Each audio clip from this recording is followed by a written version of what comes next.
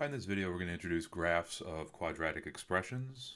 So we're going to look at finding the vertex axis of symmetry for a quadratic function written in standard form. So we're going to be looking at graphing equations in the form y equals ax squared plus bx plus c, where a, b, and c are all real numbers and a is not equal to 0. So very similar setup to what we looked at with quadratic formula and factoring as well.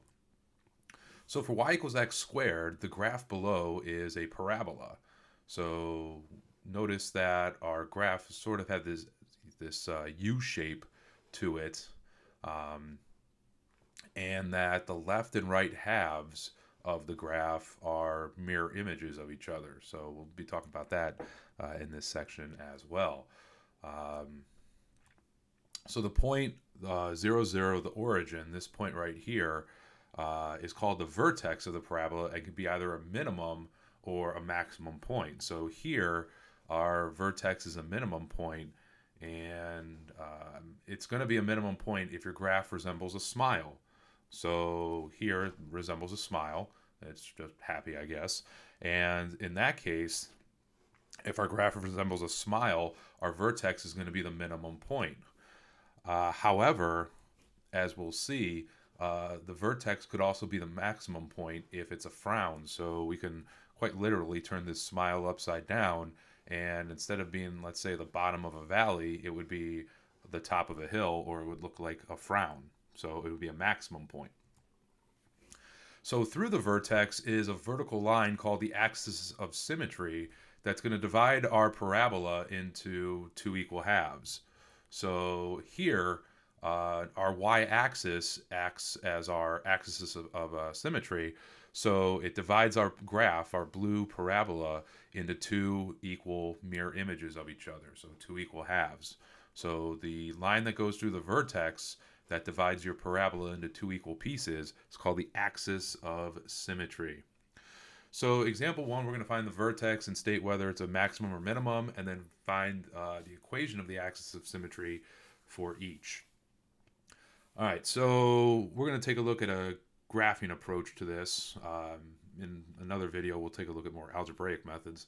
But for right now, graphing x squared plus 4x plus 1, we get our parabola here.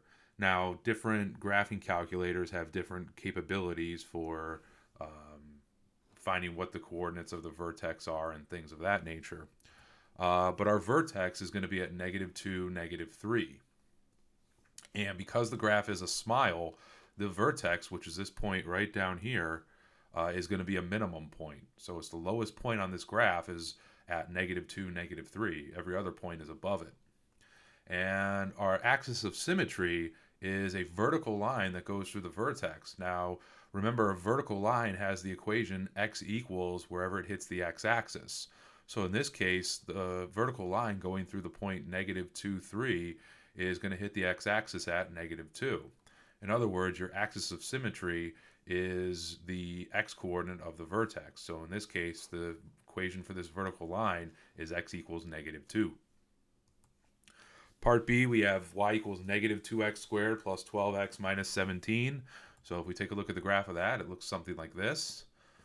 Here, our vertex is at 3, 1. So our vertex for this parabola is at 3, 1.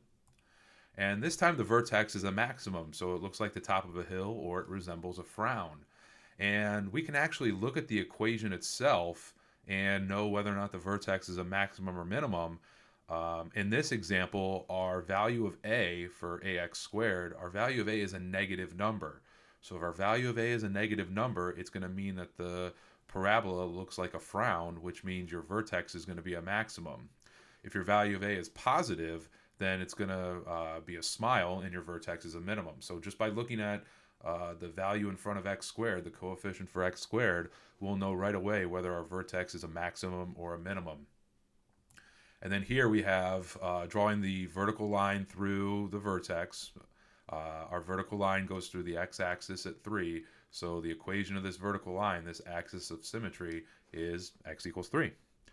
All right, that about does it for this video. Thanks for watching, and I'll see you next time.